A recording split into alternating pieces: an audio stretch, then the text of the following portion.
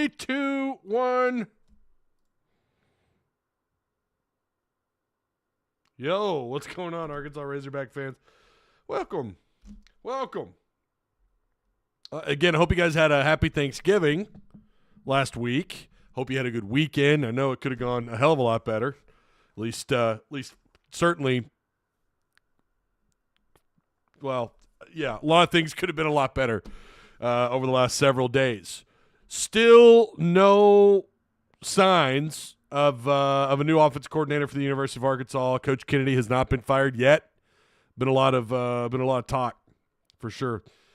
So make sure you guys like, share, subscribe.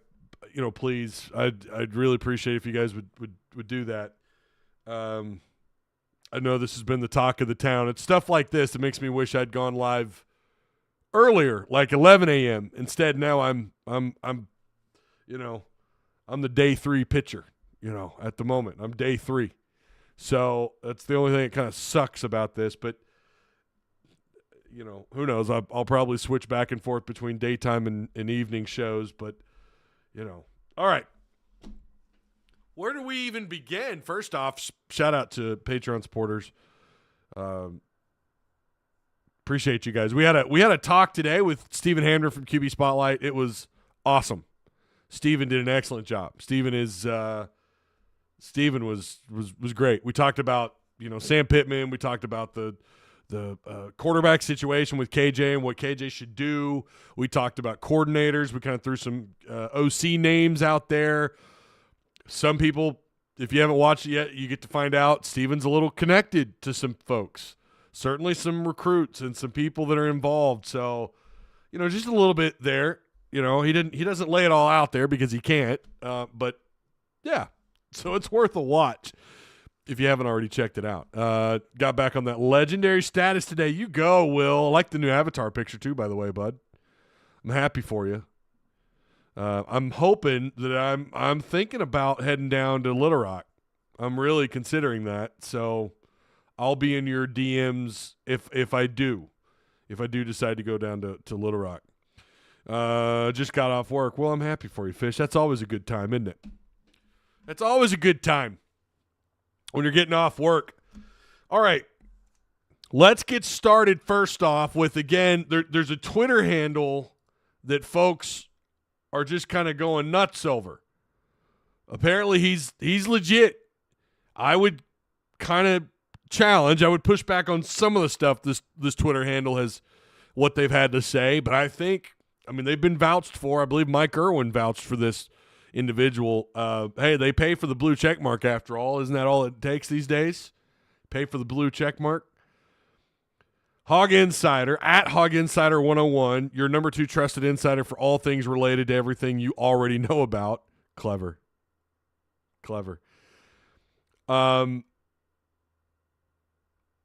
They stated, this was earlier today. This was 8 hours ago. First, they stated that still hearing a lot about Brennan Marion. Also hearing about Buster Faulkner, name per sources. There's a third name as well. Have not been told about the name. Will be up, whatever, blah, blah, blah. But they'd also posted 19 hours ago, I'm hearing from one of my sources, again, we have got to stop saying that word. I have done it. I'm trying to get away from saying stuff like that. When you say that, it's a little cringy. When I hear it, and then when I go back and I hear myself say it, I'm like, oh, God, Ty, what are you doing? We got to get away from that word because everybody has a quote-unquote source, okay? But this is what they said 19 hours ago. I'm hearing from one of my sources that Brennan Marion will be the next OC. I also have 3 other sources telling me that another Arkansas OC is being looked at, hearing that he has coached with Sam Pittman at multiple stops. So, that could be, who knows. But I'm assuming he was – because eventually he leads to Faulkner, this Twitter handle. But obviously this was wrong because they kind of contradict themselves. They later say that that Faulkner had turned the job down and that Faulkner was Sam's first option, unless that tweet got deleted.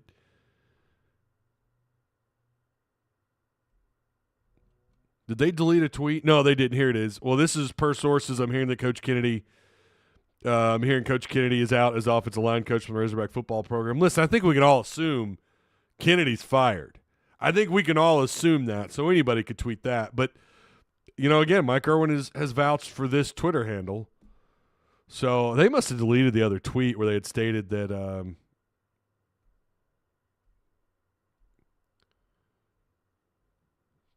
Brennan Marion or that Buster Faulkner, unless that was another source, unless that was somebody else. So, anyways, blah blah blah. We know that at least it's been suggested by a few people that Buster Faulkner had been possibly reached out to by Sam Pittman, that he was maybe the first choice for Sam as a future OC. I don't know, man. This is what I hate about this part, because we can all assume, and you get all these Twitter handles looking for clout. I'm not saying these people are. I don't know anything about them.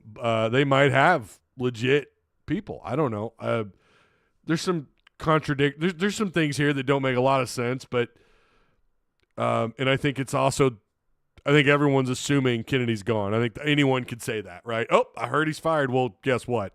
I think everyone has assumed the guy's going to get fired. I'm kind of curious as to why he still hasn't been publicly. If they've already terminated him, it would be public by now. So I don't know what's going on with that. But there's so much work left to be. There's so much work that has to be done for Razorback football. I mean, guys, I don't know what to. I don't know, man. Year 5 is going to be it's going to be a wild off season, and I don't know that Sam even survives. I don't know that Sam even survives next season. I mean, folks saying that, look, there's 7 or 8 wins on that schedule. Well, I would hold on. Based on what we know about that 2024 schedule. I wouldn't say anything like that until you know who your coordinator is, till you know what they do in the portal, till you know what they do in regards to recruiting. Not that true freshmen are going to have a major impact, but I don't know, man. You saw how Augusta looked at the end of the year. Really makes you wonder, especially when Rocket was hurt. DeBinion was rumored to be banged up there off and on. Johnson wasn't getting a lot of carries. Why didn't Augusta get more carries earlier in the year? It kind of makes you wonder a little bit. But, yeah. Anyways, let me read chat here. Let's get scrolling up. By the way, I will not. No, you know what? I'll save it. What's up, John? How you doing, man? That's because Cody Kennedy is the OC.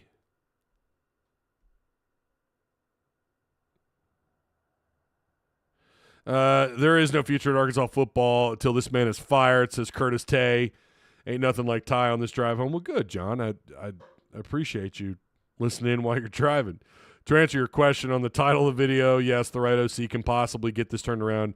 8 months you can do with this shit offensive line, though. This is Paul.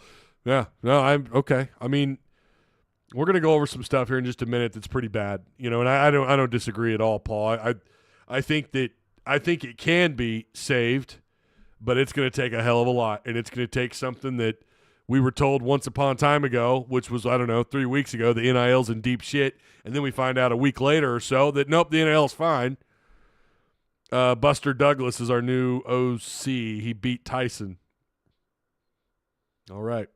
Boss Hog says, worked with Pittman at multiple stops. It's Jim Chaney, y'all. Arkansas. It's Jim Chaney. Oh, no, it's Jim Chaney. He's coming back. This guy had to have deleted this tweet. Hog Insider had a tweet that said that what's his name? Georgia Tech guy was the leading, that Brennan Marion was no longer an option on the table. It might have been another Twitter handle that said that. I don't know. There's so many of them, and again, that's what kind of makes it fun and also a headache at the same time, But I swear I looked at this just a couple hours ago, and this guy had stated as much. So, yeah, Brennan Marion's name has come up a lot, and I don't know if he's leaving UNLV. There's been some folks that say he's not. I would lean on him probably looking to be either. I mean, look, it's not like he's got a ton of experience. Does he have enough to maybe make that group of 5 like head coach hire? Maybe. You know, he's been around for a minute. He was at William and Mary. He was at Hawaii as a receivers coach back in 2020. Pittsburgh in 2021 as a receivers coach. He did the same thing in Hawaii. He was a pass game coordinator and wide receivers coach at Texas. And then he's the offense coordinator at UNLV. Runs that go-go offense that's very unique. So, he's 36. He's got the age. He's got a little bit of a rap sheet here. He's got a pretty nice – listen, I'll tell you right now, I'd take the guy in a heartbeat. I'd take him in a heartbeat. I mean, there ain't no ifs, ands, or buts about it. I would take Marion right now. Brennan Marion. Bring him on. Some folks, I could mention about 15 names, and I guarantee all 15 of those, none of you guys or people watching this after the fact, you'll have something to gripe about. Someone griped at me about Faulkner's coaching tree. We had someone gripe about that in our Patreon chat. Like, bro, you got to understand the situation that Arkansas's in here. First off, that'd be a hell of a hire for anybody. It's great if he is staying at Georgia Tech, if that rumor is to be believed. Georgia Tech's got a real one. I mean, if that dude gets another year and can pull some names, I don't know their situation across the board, but on offense. But I did watch them against Georgia, and they kind of had Georgia on their heels for a little bit. In fact, they led for a portion of the first half. Now, their defense stepped up, played pretty well, but Georgia Tech's offense kind of got it going later on in the game. They got some points on the board. I'm not saying that they had any kind of a chance, and I don't know if Georgia had maybe subbed in some backups by that point. I don't know. But I do know that early on they kind of went toe-for-toe with Georgia. Now, that's on the coaching staff, not on Faulkner, but we also saw their offense kind of rev their engine up a little bit. I'd seen them play earlier in the year, not much, not really thinking much about Buster. I wasn't thinking about their OC, but I do remember watching them a little bit earlier in the year when someone had mentioned to me that Georgia Tech's offense looked legit. So I watched them play for a little bit, and I thought it was pretty good. So if you're going to gripe about someone's coaching tree, which is so bizarre, by the way, I mean, very rarely is one coach a part of just one coaching tree, right? Especially when you're in your 40s, 50s, hell, even 36. I don't know. I guess everyone has a different definition of what it means to belong to a certain coaching tree. But, yeah. I think that old boy there has been a part of a couple of coaching trees.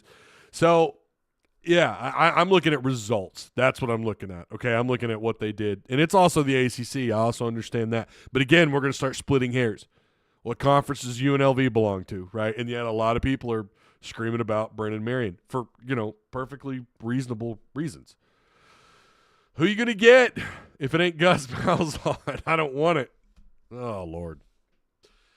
We need a proven OC with lots of experience in top competition, not UNLV. Yeah, Manny, again, I hear you. I don't know that that's an option on the table or not. If it's true that you were turned down by a coordinator at Georgia Tech, and that was maybe your first, if it's true that was the first option, I hate to break it to you, buddy, but there's not a lot of coordinators, willing to rip off their T-shirts and run down a street without a shirt on to go coach at Arkansas. There's not a lot of guys willing to put on the hog hat when Arkansas's in the situation that they're in. Sometimes you're going to have to take a guy who might be a little experimental, like Brennan Marion. He's a little bit experimental in his offense. Stephen Hamner had some great things to say about him again in the Patreon. If you're a Patreon member, go watch that video. It's available on the Patreon website, and it's also on the Tuss Talk Patreon website. It's also available in Discord. I've got the link provided for you there. Again, shout out to Patreon supporters, but of course, sponsors, Direct Service Overhead, the Garage Door Company, they're one of them. They're a fantastic sponsor. They've been around forever on this channel. They're offering 10% off any garage door repair They offer same-day services, quality parts, affordable outcomes, better than best results. Give them a call today at 501-244-3667. And, of course, the Odd Soul Craft Bar and Pizzeria located right here. Hey, you're coming into town for Duke on Wednesday, baby. Come down to Emma Street in Springdale. Tell them Ty sent you. Fantastic stuff on tap. All kinds of beverages. Pizza. It's just fantastic. Great staff, great environment. Go check them out. That's the Odd Soul Craft Bar and Pizzeria. They crush it. Bingo, not a wanted job. It's just really not right now. I mean, let's be real. It's not to say that it won't ever be, and I know that triggers some folks. I think the vast majority of people are on the same page. Maybe Manny's not. Maybe Manny thinks we can go grab, I don't know, John Gruden. I'm kidding. Let's read some more comments here. I'm going to scroll up. Ty, how many wins does Pittman need to keep his job next year? I mean, you'd have to ask Hunter Yurchek that. I'm sure you'd get a crystal clear answer. But to me, if it's me as athletic director, it's got to be you've got to match what you did in 2021 or do better. Does that happen? Listen, it wouldn't shock me at all if he got 6 wins next year and he kept his job. It wouldn't shock me at all because you know what? Oh, that's a step in the right direction. That's what that is. Look at that. We made a bowl game. That's what you settle for now. That's what you settle for. Just get to a bowl game. Jerry Chambers says clean house. I hope you don't mean on the defensive side of the ball. I like what they did on defense. Whoever it needs to be made fast because Friday will be a mass race to the portal. Yeah, you got to get out in front of it. I agree. You got to get out in front of it. So can a new offensive coordinator fix this? That's the title. And I chose that title for a reason. So it was a different Twitter handle. There's so many of them. It was a different Twitter. It was Hognonymous. So there's Hog. Thank you, John. Appreciate that. It was the wrong one. Maybe this is the one that Mike Irwin vouched for. We'll go back to that here in just a second. But here's what I'm looking at. We did a little bit of number crunching here. This is Arkansas this year, okay? 0 home SEC wins, including a Big 12 loss to a not great BYU football team. 1 total SEC win, which surprisingly came of all places, was in the Swamp. 2 losses of 35-plus points. 5 one-possession losses. 46 sacks allowed. I mean, that's just and then when you come home, Arkansas outscored in home games 160 to 142. Hogs outscored 147 to 86 in Fayetteville. In total conference, arguably, I don't know if it's – I don't know that I agree with the statement that this is the most winnable – maybe your home conference slate you could look at and go, yeah. But Arkansas outscored 123 to 27 in SEC play at home.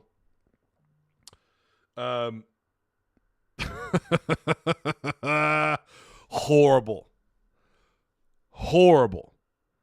There are some bright spots, right? Like defensive touchdowns. I think they finished either tied for first or great. Okay, wonderful. They're pretty good at forcing turnovers.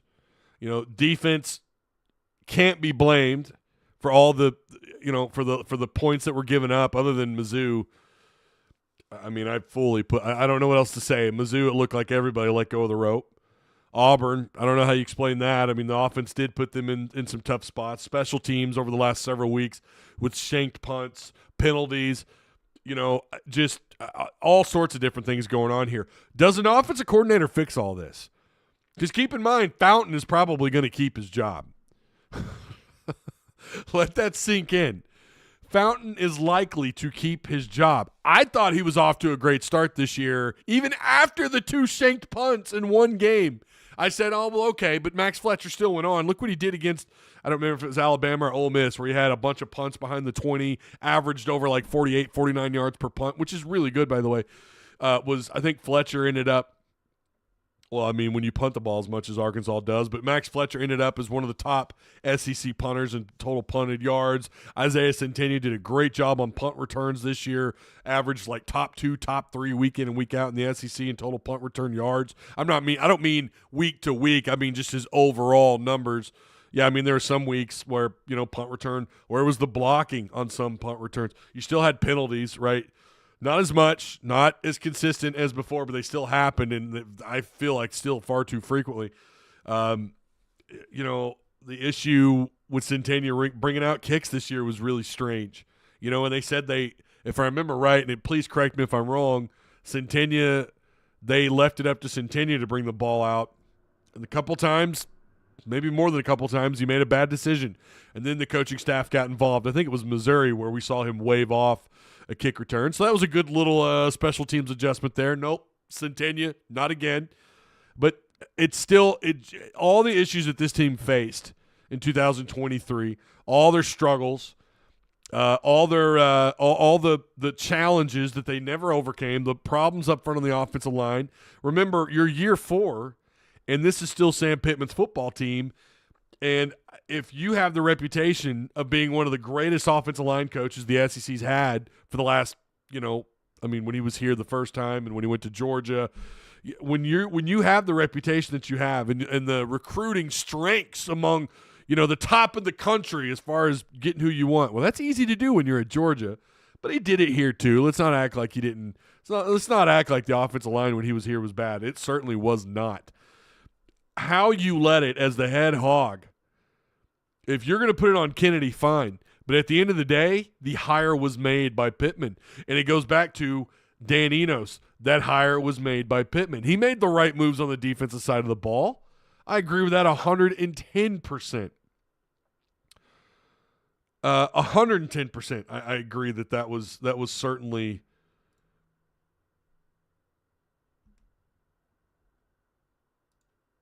yeah, sorry. I got a weird message there.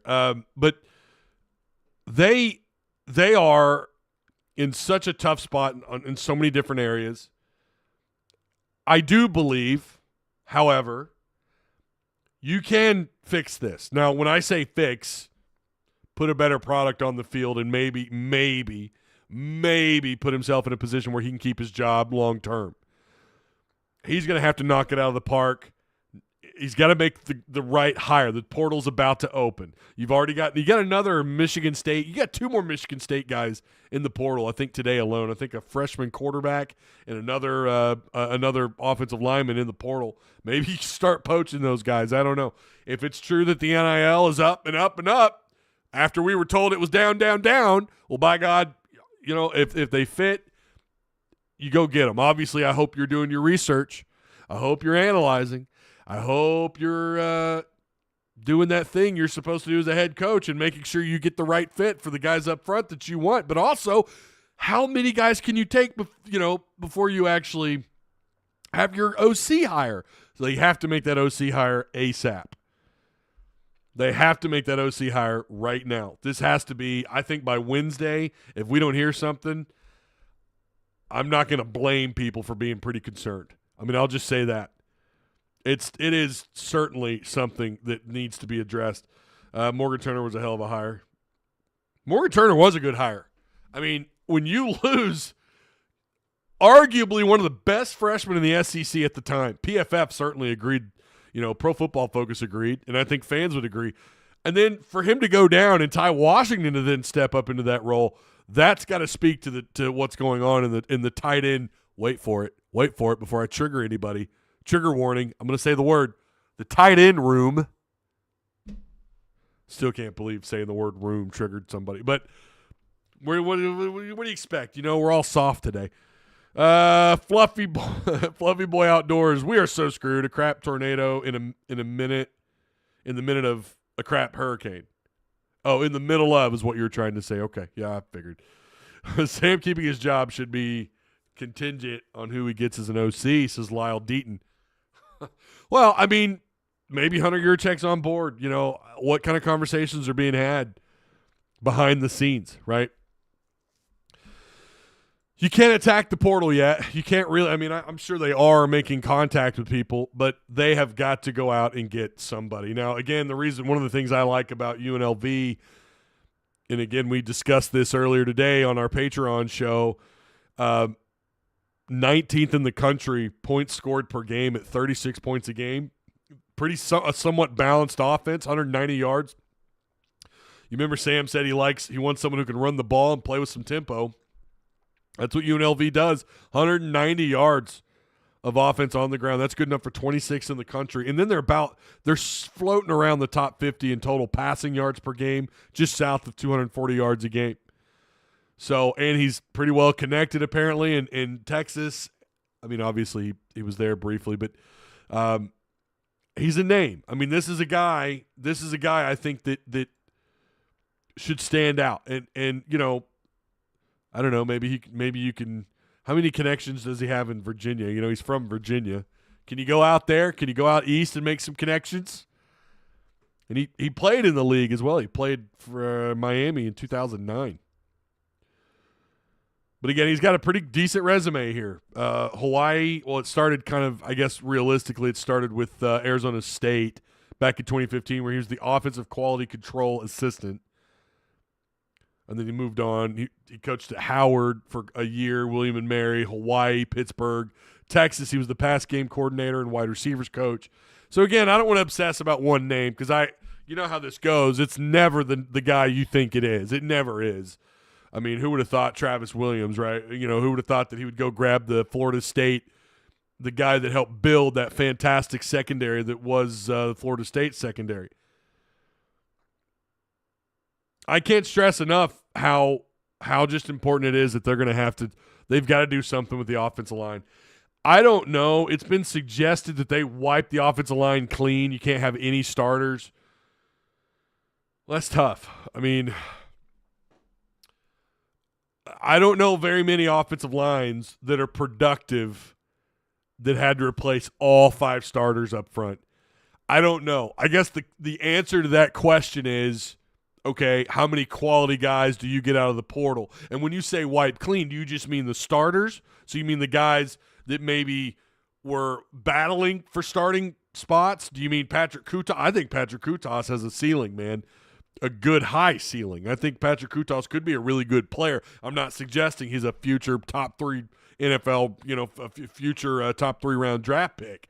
I'm saying I think Kutas maybe a year or so, and with the right coach, can put himself in a really good position to be an outstanding player.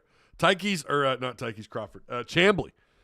Guys, Chambly was highly recruited. Now, sometimes guys don't ever live up to the expectations that these recruiting profiles put on them by recruiting sites, and sometimes they do. And I think he could be someone you keep an eye on. Again, I just wonder how much of it was Enos, how much of it was the communication or lack thereof between Enos and Coach Kennedy. Maybe their styles just didn't mesh.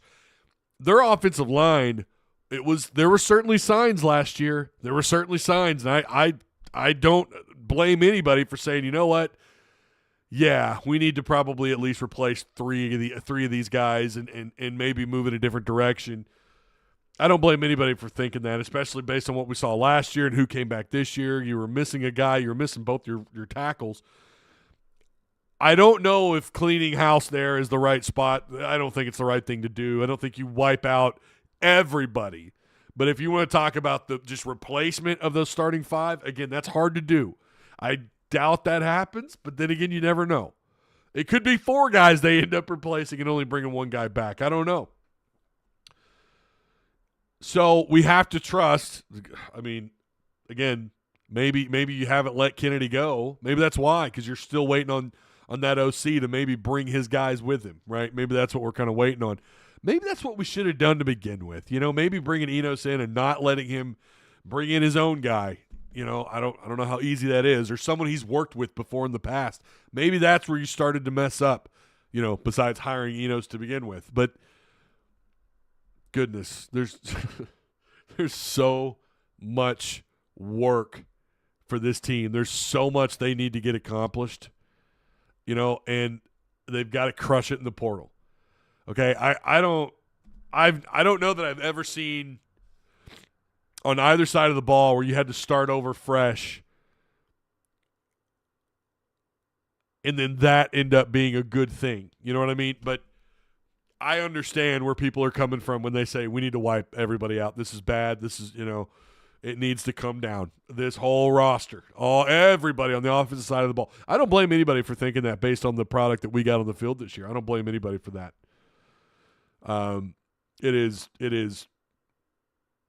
It's bad. And I know you guys know that. Looking at something, we talked about what they did on defense, right? Last year they finished what? 127th in the country. How about this? You want to talk about a turnaround? Nearly 100 spots better than a year ago. 31st in the country. 31st in the country. I don't remember what the yards per game was last year through the air. And again, we're talking about secondary. Yards allowed, passing yards allowed, 202 yards. Now, before you say, well, Ty, the run defense was atrocious. No, it wasn't. Not all year it wasn't. No, it was not. The run defense was actually pretty good. Top 40, top 50 most of the year. Arkansas this year, they weren't page 1 on the NCAA stats sheet, but they were page 2, 73rd. That's not great. I think it was about the same, and you're getting about 154 yards per game on the ground this year. But I think it was about the same or worse last season. And there were times this year where they completely locked teams down. I mean, they couldn't get anything going. They just found ways to win. They got better field position, and Arkansas's offense couldn't stay on the field. The job they did on defense, turning this thing around, especially the secondary, is fantastic. And this is why I was so big. I mean, look, it wasn't much better. Run defense last year was worse, without a doubt. But the turnaround in passing yards allowed is incredible. I loved what they did in the secondary, and we saw it. We saw it. We actually saw it. This is what gives me hope. If you can turn the secondary around that much, 202 yards a game through the air, 31st in the country. And keep in mind, that's after playing some really damn good offenses this year. Okay? LSU, Ole Miss, Bama was pretty good. Missouri was good. Now that game, I think we all agree they just let go of the rope. I don't think anybody was playing for anything.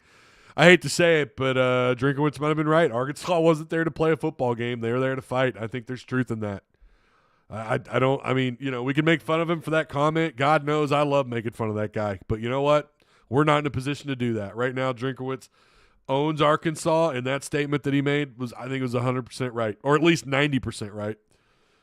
Got to tip your cap to Mizzou fans. I still have them coming in my comment section trolling. They earned the right. They absolutely earned the right. And you got to tip your cap. Mizzou finally, after 6 wins a year, 5-6 wins a year, they finally got to that. They're there. Drinkowitz got them to 10 wins. You'd kind of like to copy that success. But you got an awesome start with the defense. I hope they can talk some guys back for next year on defense. I really hope they can do what they can there. And if you lose anybody, you hope it's for the better because you're grabbing someone even better out of the portal. I don't have a status update on Quincy McAdoo, so don't ask. I don't know. I mean, God only really knows what's going on, if he's going to be able to play again. I don't know. That had been thrown at me by you guys back when this all happened. I know he was in the hospital for a minute. So I don't want to speak on anything that I don't know anything about. I don't know. I mean, maybe he's fine and he's going to be back for spring ball. I hope so, not just for Razorbacks, not just for the sake of the team, but for his own sake as well. I mean, the guy wants to play. But I hope they can convince some guys to come back next year who have eligibility. That's also a place where you're probably going to have to start, right? And how you fix this, it also starts on keeping this staff intact. I don't want to lose anybody. I don't want to lose Deke Adams. I don't want to lose Woodson. I don't want to lose Travis Williams. I don't want to lose anybody in that secondary or on defense. So now you've got to crush the portal with offensive line players. I know they've offered another defensive lineman I think that's a JUCO kid, maybe. I think they're going all in on some JUCO players. I don't know how to feel about that. I mean, whatever. If they fit and they work, I guess. But this, again, kind of calls into question the evaluation stuff, right? When we talk about evaluating players and talent, did they miss the mark entirely when they brought in a guy like Enos? And considering you have KJ and the kind of quarterback room that you have. Yeah. He's got his work cut out for him. I don't know if he can. And again, that's on him. I really don't. I don't know if he can. But at the same time, I feel like he can. I feel like if he gets the right guy, and we're going to over-evaluate everything, every move he makes from here on out, whether it's the new offensive line coach, whatever other changes that they got to make on the staff, whatever player they bring in, whatever coordinator they bring, whatever they do, we're going to over-evaluate. You know what? That's kind of the fun part for me. I don't mind doing that at all. I know you guys certainly don't either. I don't want to be overly critical just to look smarter than I really am. I'm just going to kind of lay it out there like, here's what we know. But make no mistake about it, Hog fans are watching. This week, assuming he makes a hire, is the biggest week in his coaching career. I said last year those two, the changes they had to make on the defensive side of the ball and the offensive side of the ball were huge. They were going to have a massive impact on his career. Here we are. We know he went 4-8. So now it's come down to this. It's come down to the hire that he makes on the offensive side of the ball. We got a super chat here. Hang on. Terser with the $5 super chat. I appreciate you, man. Thank you so much. Odds on Sam being canned mid next year if another bad start. High.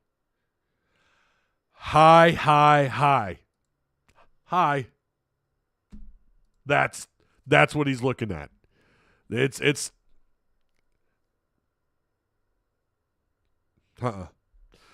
they did it in the first year on the defense, but I think they got wore out from the offense. Yeah, you're not wrong, Patrick. I agree.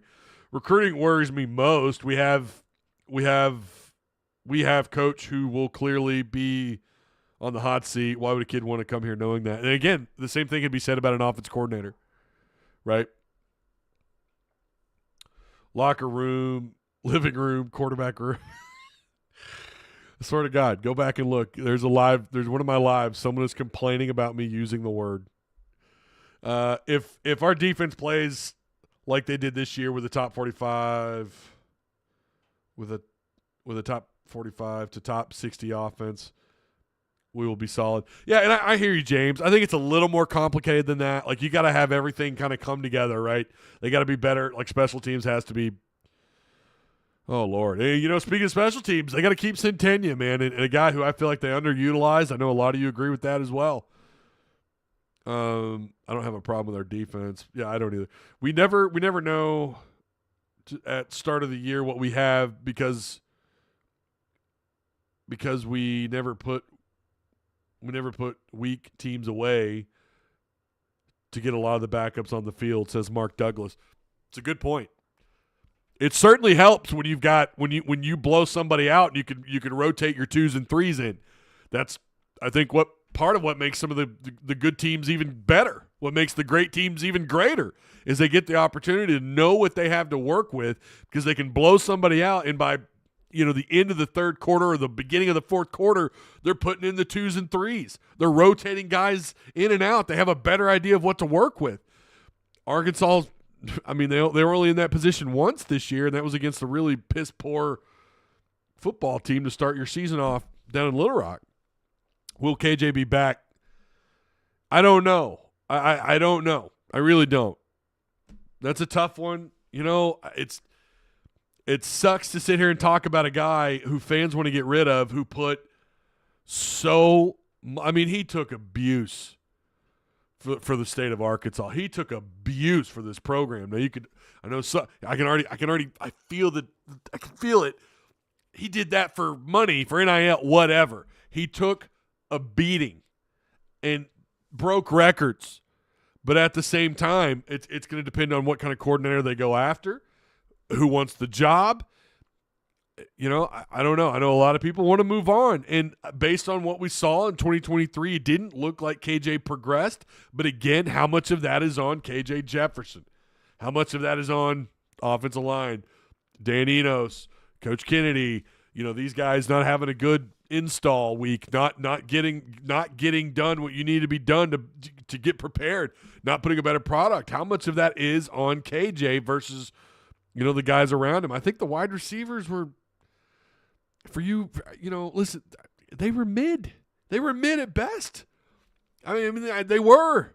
I don't think there's anything special about these receivers this year, which, again, is crazy considering what we saw in spring and fall camp. It's crazy. I mean, we're sitting here talking about how badass of a turnaround the secondary had, and I saw the same group of receivers turn and burn some of the best guys in this secondary.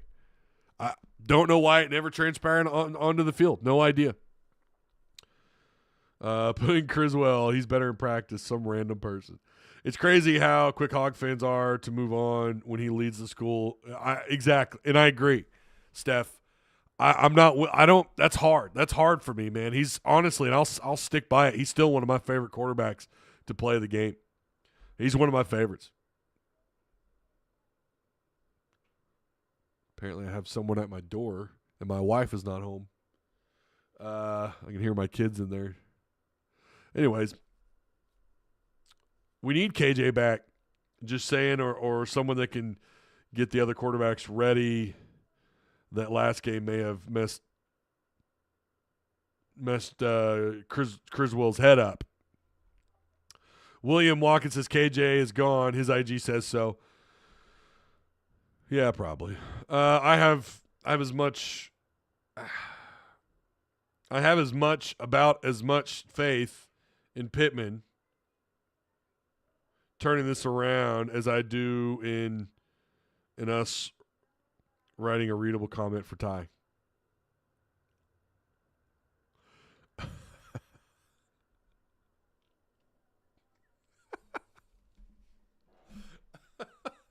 I see what you did there. Ty, who do you want as an OC? Do you think we get Brennan? I don't know. I would like Brennan. I mean, if I'm being real here, I like what I've seen. I like his resume is not bad. The guy's been around. You feel like he could probably dip into Texas a little bit. I mean, maybe he can go out west a little bit because of maybe he's earned a little bit of a reputation out west with UNLV as the OC. I like his offense. I think it's the go-go offense. Is that right? I'd like to see him here. Although you could also argue it's a little too experimental.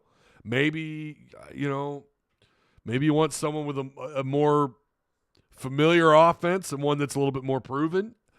He's only got the 1 year. I get that. Never got a chance to see the receivers play at a full potential. Even Peyton Manning couldn't throw from his back or under that pressure. And I agree with that, Gil. I do, but these guys weren't creating separation. Even when KJ had a clean pocket. I think they play a role in his numbers, in his clean pocket percentages, which was around 65%. That's not good. Talking to Stephen Hamner, QB Spotlight, about that. That's not a great clean pocket percentage, and based on what he has said and others, receivers were not creating separation. They were struggling to get downfield.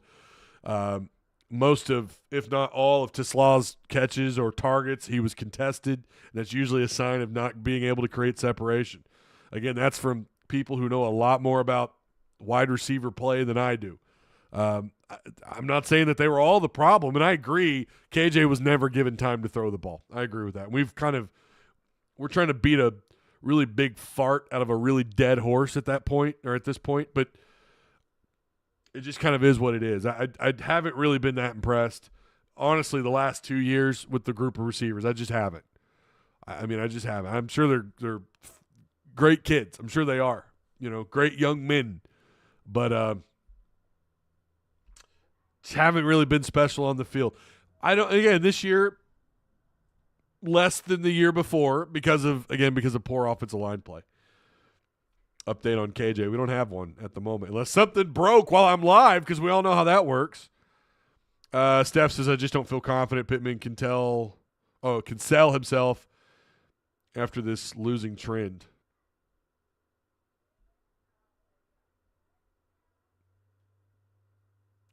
All right, I'm gonna end the show here. Apparently, I have someone here. I hear an adult's voice. That's a little concerning. Okay, I'll talk. I'll see you guys. I'll be back on Wednesday. There's somebody here. This is freaking me out. Okay, I'm gonna go.